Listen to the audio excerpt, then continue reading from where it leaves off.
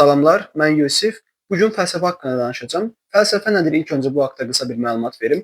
Fəlsəfə deyə bir elm var. Bu elm biz kimik, həyat nədir, etika nədir, əxlaq nədir, biz niyə varıq, insan varlığını sorğulayan, etikanı sorğulayan, bu kimi prosesləri sorğulayan, əsasən sorğu üzərinə qurulan bir elm var. Bu elmin adı fəlsəfədir.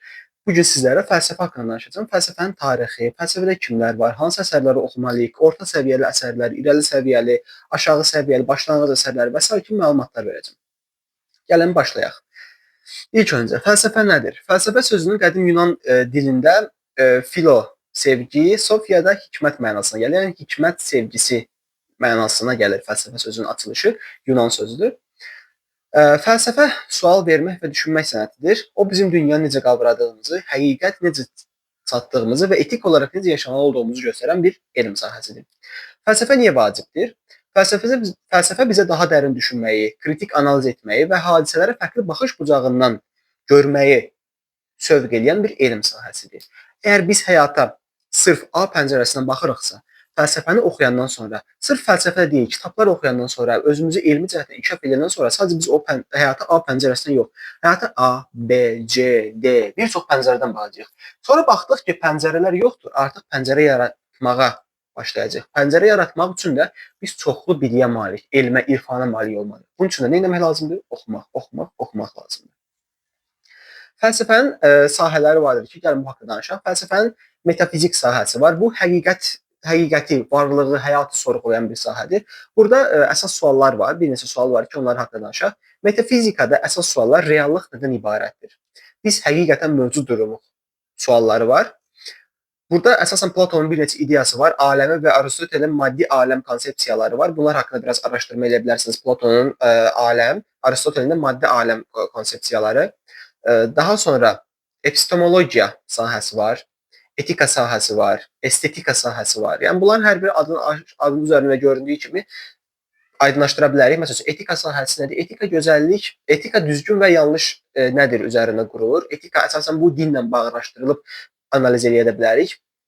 Etika və din, əxlaq və din üzərində bir video çəkəcəm bu yaxınlarda. Onun haqqında baxa bilərsiniz.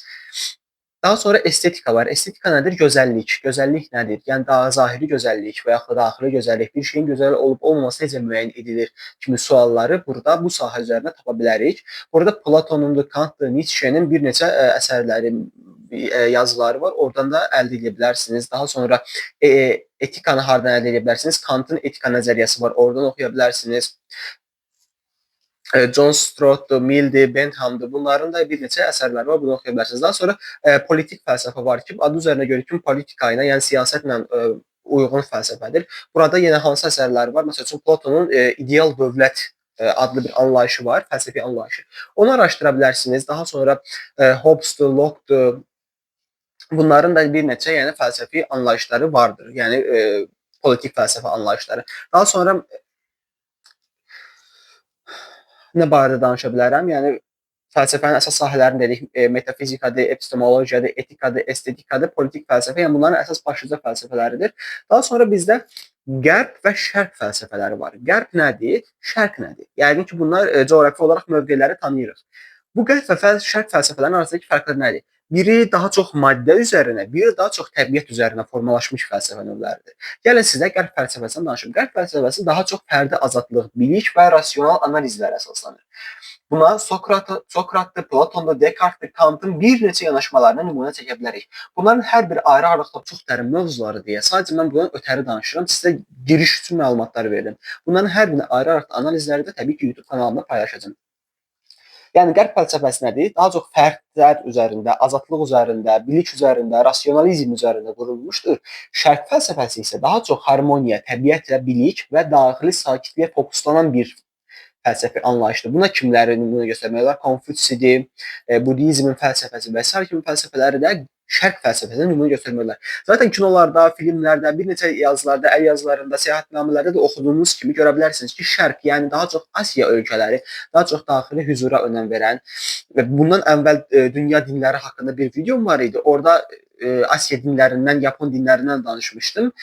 Orada da daxili sakitliyə, Budizmdən danışmışdım. Orada da insan öz sükutundan, necə özünü sakit tapa biləcəyi bir neçə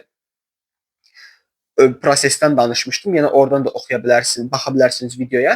Qərb fəlsəfəsi daha çox Avropa ölkələri, bu tərz ölkələr, yəni Avropa ölkəsi dedikdə fəlsəfə dedikdə fəlsəfənin ana vətəni Yunanistandır. Yunanistan haradadır? Avropada. Yəni Qərb fəlsəfəsinə daxil edilir. Yəni bu da bu şəkildə iki ayrı fəlsəfə mövqeyi var. İndi siz hansı fəlsəfəni oxuya bilərsiniz? Fəlsəfəyə necə başlaya bilərsiniz? İlk öncə başlanğıc səviyyəsindən danışım. Başlanğıc səviyyəsində girirsinizsə, yəni heç bir anlayışınız yoxsa fəlsəfəyə, Sofinin Dünyası, Justin Gerder'in əsəri var. Oradan başlaya bilərsiniz. Kontenti nədir? Roman şəklində yazılmış fəlsəfi fikirləri sadə və maraqlı şəkildə izah edən məşhur bir kitabdır. Mən əvvəlcədən burada not götürmüşəm bütün kitabları və ona görə buradan rahat oxuyuram. Problem çıxmasın, kələmə olmasın, rahat danışmaq üçün. Daha sonra fəlsəfəyə giriş. Nigel Warburton əsəridir. Bu əsəri də oxuya bilərsiniz. Fəlsəfənin ən vacib 50 fikri. Van Dupre əsəridir. Onu oxumaq olar. Fəlsəfənin əsas mövzularını və məşhur nəzəriyyələrini qısa konkret şəkildə izah edən bir kitabdır. Daha sonra dünyanı dəyişdirən fəlsəfi fikirlər əsəri var ki, Stefan Lovun əsəridir. Əsas fəlsəfi ideyaları və onların cəmiyyətə təsirini izah edən maraqlı bir kitabdır. Mən burada danışdıqca çalışacağam ki, kitabların şəklində buradan, yazarların adını da buradan verim. Ümid edirəm ki, bacaracağam bunu. Bu başlanğıc səviyyəsidir. Əgər başlanğıc səviyyəsinə girirsinizsə fəlsəfiyə, bu dediklərimi oxuya bilərsiniz. Əgər sizin müəyyən bir fəlsəfi bacarığınız varsa və yaxud da müəyyən bir kitablar oxumusunuzsa, arxada gördüyünüz kimi ağır kitablar oxumusunuzsa, siz artıq orta səviyyə ilə başlamaq istəyirsiniz, özünüzü aşağı səviyyəli fəlsəfə ilə görmək istəmirsinizsə, Platonun Dövlət Republik əsəri var, onu oxuya bilərsiniz. Ədalət, idarə etmə və ideal cəmiyyət haqqında yazılmış fəlsəfi bir əsərdir. Daha sonra Aristotelin Metafizika əsəri var, onu oxuya bilərsiniz. Yəni əsərin kontentindən danışım, reallıq, varlıq, bilik haqqında fundamental fəlsəfi bir əsərdir. Həqiqətən möhtəşəm bir əsərdir. Metafizika üzərində yəni konkret olaraq deyim ki, möhtəşəm bir əsərdir. Sadəcə möhtəşəm. Daha sonra nə oxuya bilərsiniz? Fəlsəfə problemləri adında The Problem of Physiology adlı bir əsər var. Bernard Russell'ın əsəridir. Onu oxuya bilərsiniz. Bu da ki, bilik, varlıq və fəlsəfi metodlarla bağlı maraqlı bir kitabdır. Yəni orta səviyyəli. Nə girişdir, nə ortadır. Ortam o ikisinin ortası. Yəni ortaya başlamaq istəyirsinizsə bu əsəri oxuya bilərsiniz. The Problem of Physiology-ni oxuya bilərsiniz. İrəli səviyyəli əsərlərdən biraz danışaq. Saf ağlın tənqidi əsərini oxuya bilərsiniz. Immanuel Kantın əsəridir. Bilik və idrakın strukturu ilə bağlı ən gözəl əsərlərdən biridir bu da. Friedrich Nietzsche'dən belə buyurdu Zərdüş əsərini oxuya bilərsiniz. Bu da ki, yəqin hər kəsin oxuduğu bir əsərdir. Lakin bu problemlər bilirsiniz nədən irəli gəlir? Belə buyurdu Zərdüşü anlamamağın səbəbləri. Azərbaycanca deyəsən tərcüməsi belə söylədi Zərdüş olmalıdır. Bir dəqiqə ona baxın. Mən ingiliscə adlarına baxıram, oradan ingiliscədən buradan oxuyuram, tərcümə yerində biraz problem çəkə bilərəm. Böyle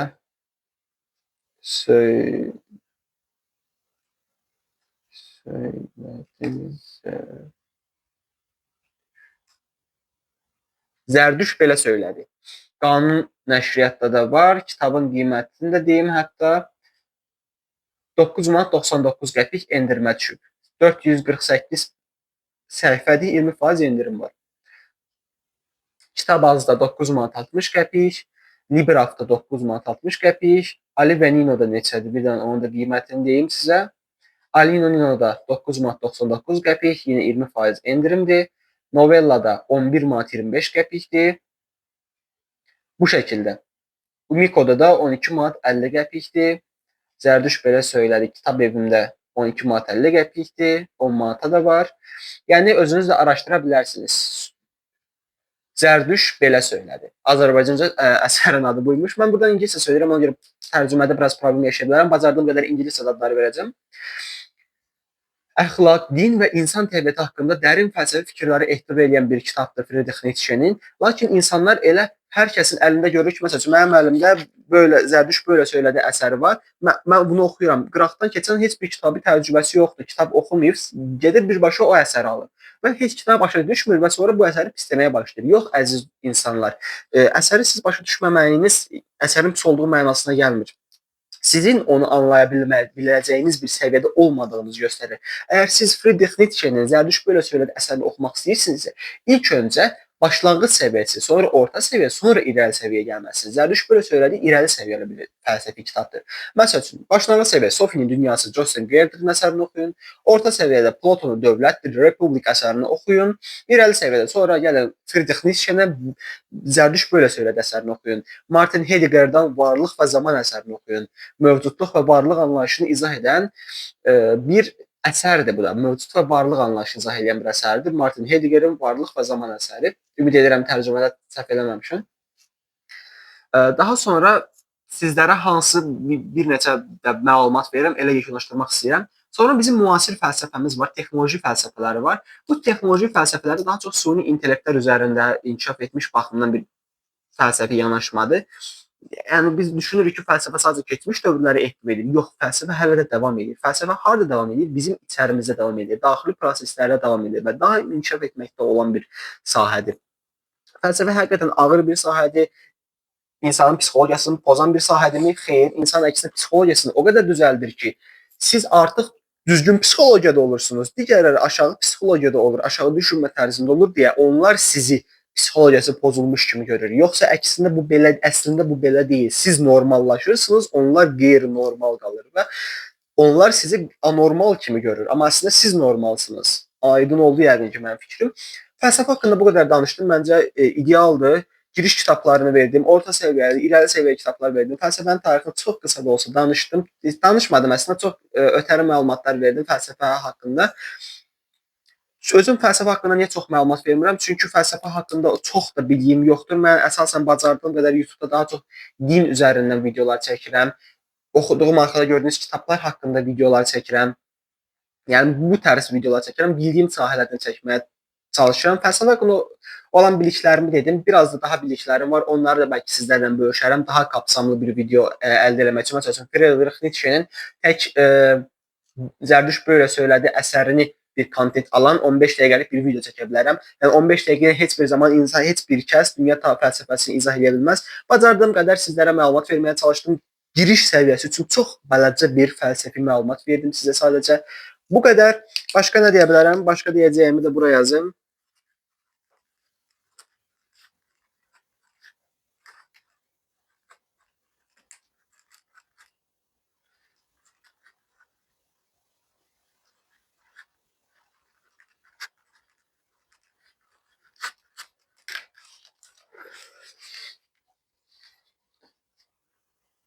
Sevgi ilə qalın. Hələlik Allah'a əmanət.